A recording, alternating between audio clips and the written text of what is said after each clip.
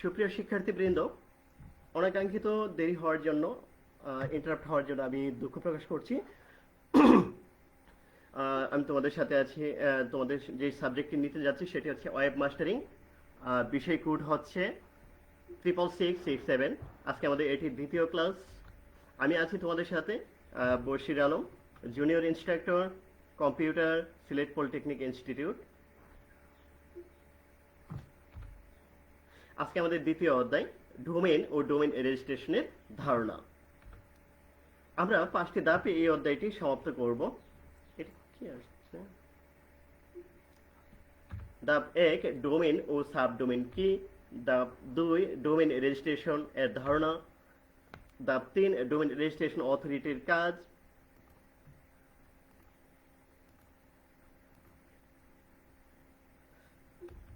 BTCL এবং BTRC. প্রথমে দেখে আসি ডোমেইন কি। ডোমেইন হলো কোনো ওয়েবসাইটের একক নাম, যার মাধ্যমে ইন্টারনেটে কাঙ্ক্ষিত ওয়েবসাইট ব্রাউজ করা যায়।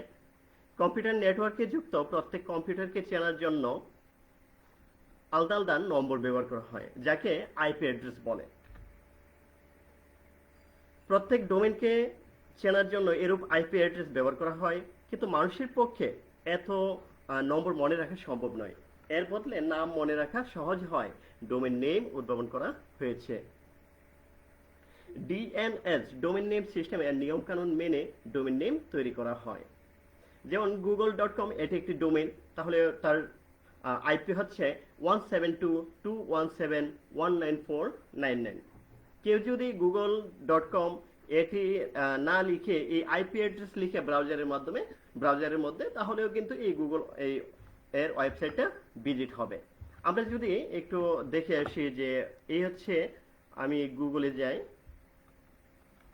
google.com, তাহলে আমি দেখতে পাচ্ছি আমার সামনে গুগল আসছে। এখন যদি আমি এখানে আইপি অ্যাড্রেস লিখি, তাহলেও আমি দেখতে পারবো। এই যে আমি একটা আইপি অ্যাড্রেস লিখলাম, তাহলে যদি আমি এটা, যেহেতু গুগলের আইপি অ্যাড্রেস, আমি যদি এটা লিখে এন্টার দেই, তাহলে আমি দেখতে পাচ্ছি আমার সামনে গুগলের ওয়েবসাইট আসছে।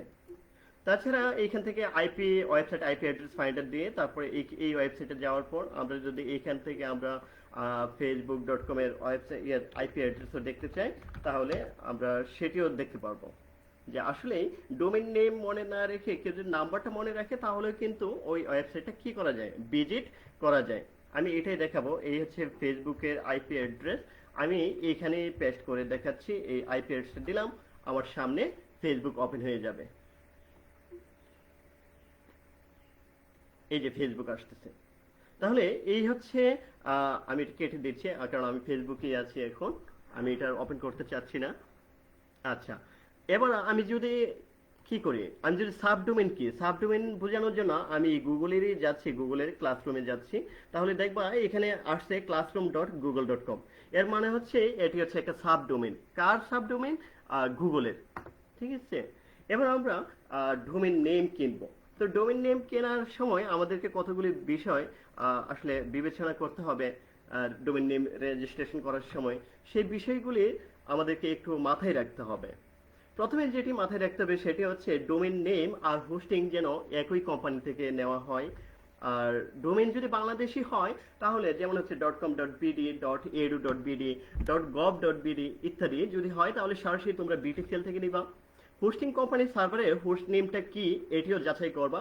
হোস্ট নেমটা যেন অবশ্যই তোমার server.companyname.com এই জাতীয় হয় আর কি, এটি চেক করবা। তারপরে হচ্ছে তোমাদেরকে যেটা লক্ষ্য করতে হবে সেটি হচ্ছে তোমাদেরকে লাইভ সাপোর্টটা চেক করতে হবে। তোমরা বন্ধের দিন চেক তাদের কাছ থেকে সাপোর্ট পাও কিনা, হ্যাঁ, মধ্যরাত্রিতে সাপোর্ট পাও কিনা এটিও দেখতে হবে। সার্ভিস পছন্দ না হলে তোমার মানি ব্যাক গ্যারান্টি আছে কিনা সেটিও তোমাদেরকে যাচাই করতে হবে।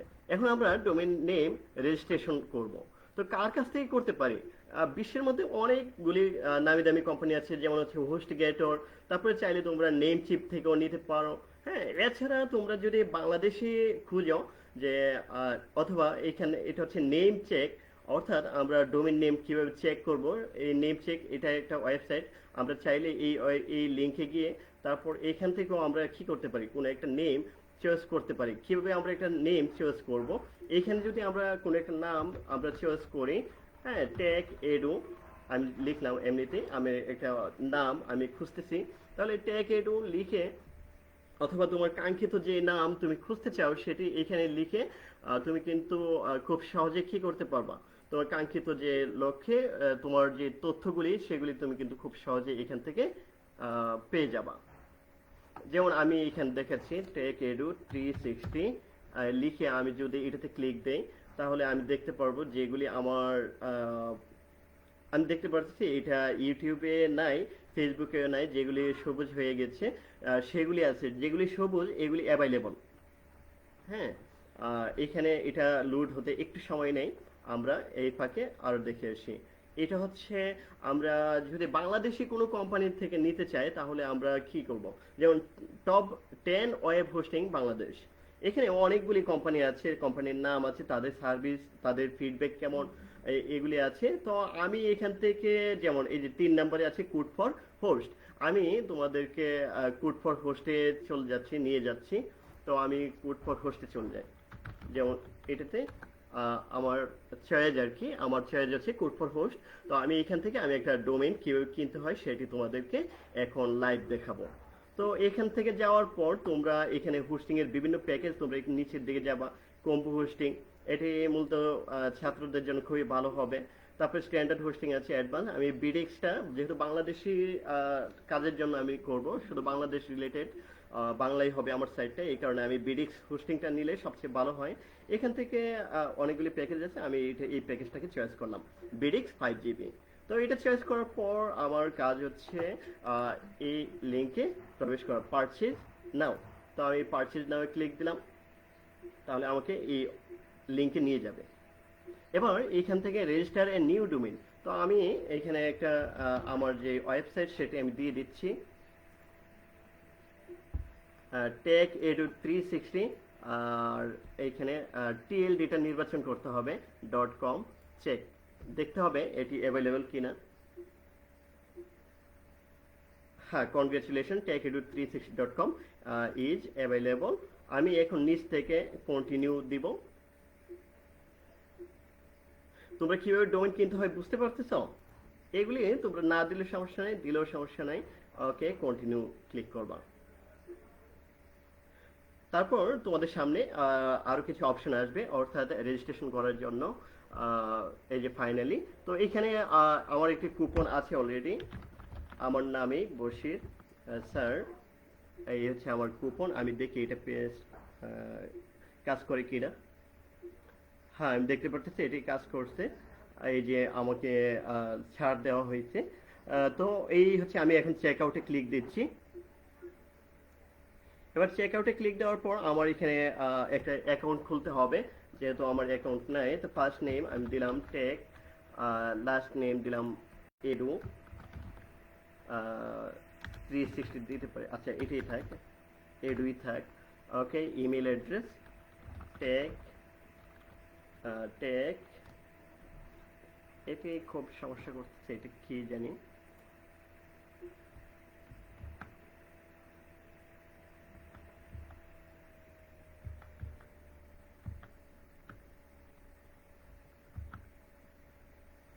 Take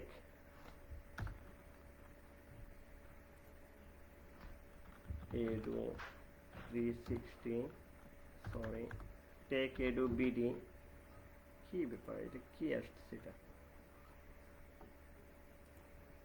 take edu BAD 360 @gmail।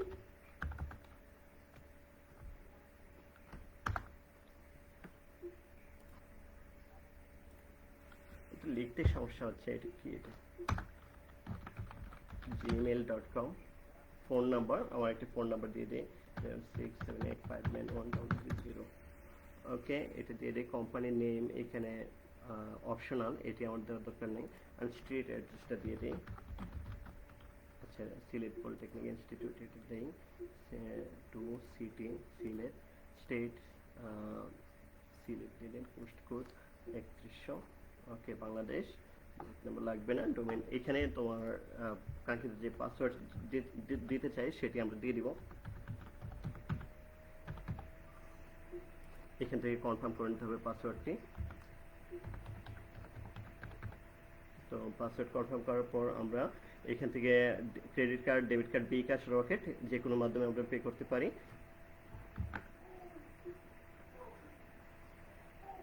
কি ব্যাপার, আমার সামনে থেকে চলে গেল।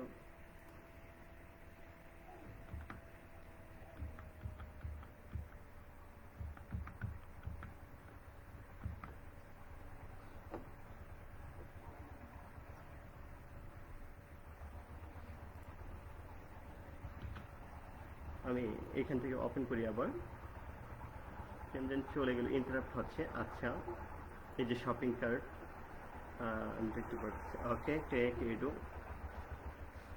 তথ্যগুলো দিতে হবে। তারপরে হচ্ছে এগুলি প্রবলেম করতেছি কেন জানি। ওকে, আমরা এখান থেকে পাসওয়ার্ড দিয়ে দিব।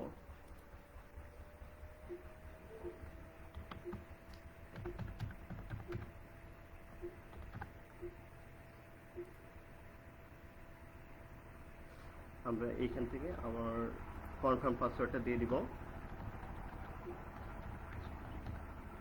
ওকে, এখান থেকে আমরা এটাকে অ্যাকসেপ্ট করে দিব, কমপ্লিট অর্ডার।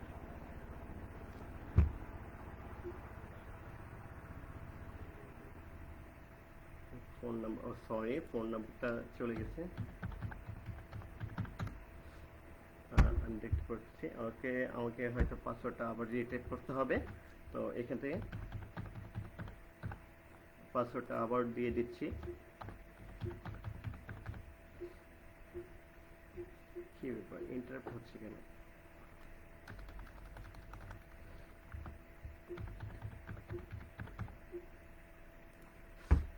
এখান থেকে এটাকে অ্যাকসেপ্ট করতে হবে, তারপর কমপ্লিট অর্ডারে ক্লিক দিতে হবে।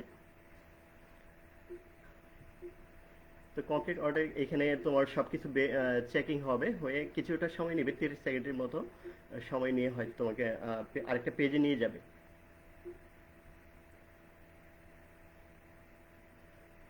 দেখতে পাচ্ছি লোডিং হচ্ছে।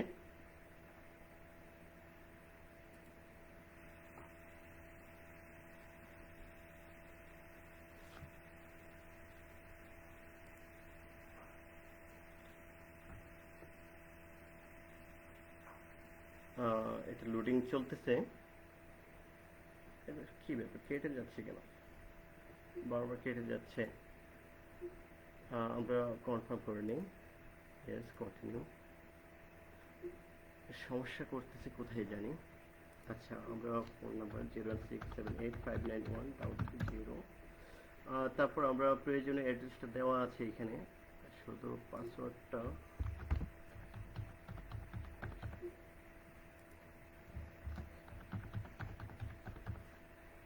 তারপর এটাকে অ্যাকসেপ্ট করতে হবে, কমপ্লিট অর্ডার।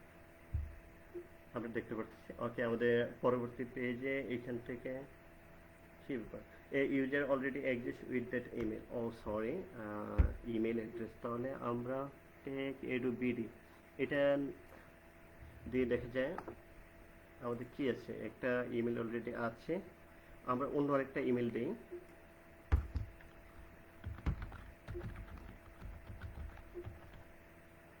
আমরা এই ইমেলটা দিয়ে করে পেলে, অর্থাৎ আমার ওই অ্যাকাউন্টে আছে, আমি পাসওয়ার্ডটা আবার দিয়ে দিচ্ছি। তোমরা আসলে এটা এই যে কমপ্লিট অর্ডার ক্লিক দিব।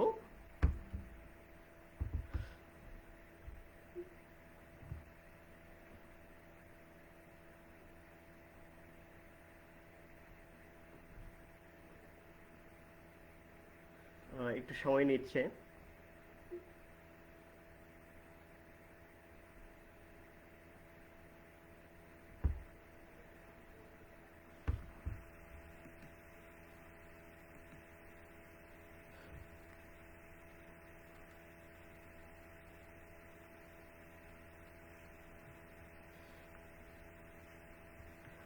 আমি দেখতে পাচ্ছি আসলে টেকেডুতেই চলে আসছে। আমি ইমেলটা ওপেন করি এখান থেকে। এটা এটা এটা মনে হয়, সরি, এটা এই হচ্ছে আমার ইমেল। তো আমার ইমেলে চলে যাওয়ার কথা।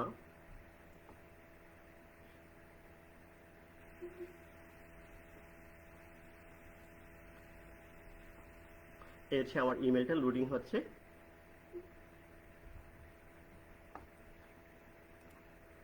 আমরা দেখতে পাচ্ছি পেমেন্ট অপশন চলে আসছে। তো এখান থেকে আমি বিকাশটা সিলেক্ট করব। বিকাশটা সিলেক্ট করার পর আমাদের সরি, আমি কুপন কোডটা দিতে ভুল করে ফেলছি। তো আমি আবার ব্যাকে যাই।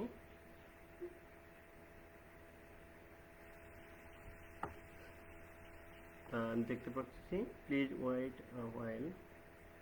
আচ্ছা, আমার অ্যাকাউন্ট হয়েছিল, কিন্তু প্রবলেম করতেছে কোথায় জানি।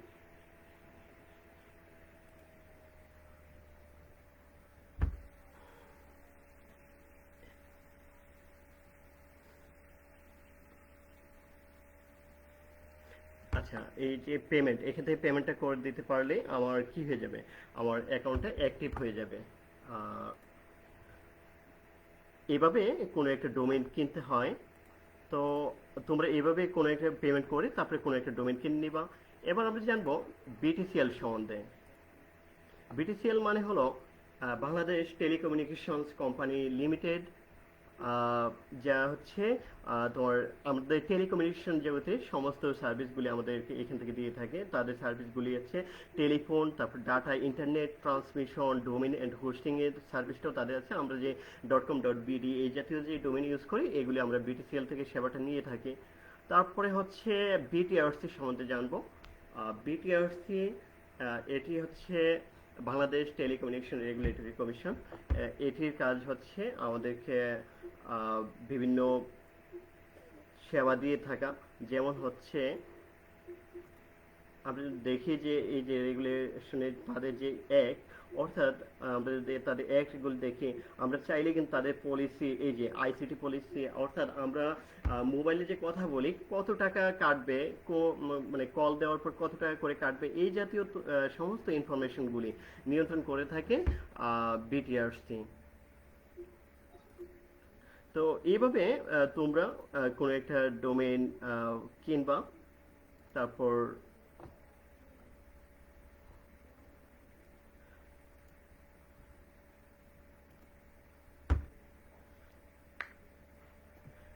তোমাদের কোনো প্রশ্ন থাকলে সেটি করতে পারো আমাকে।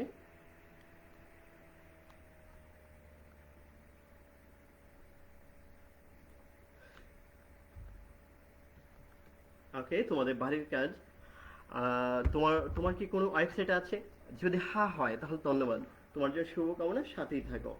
আর যদি না থাকে তাহলে অতি শীঘ্রই একটি ডোমেইন ক্রয় করে ফেলো এবং পরবর্তী ক্লাসগুলি ধারাবাহিকভাবে করতে থাকো। এই হচ্ছে তোমার বাড়ির কাজ। কেমন হয় যদি তুমি একটা ওয়েবসাইটের মালিক হয়ে যাও? হুররে! তুমি আমার সাথেই থাকো।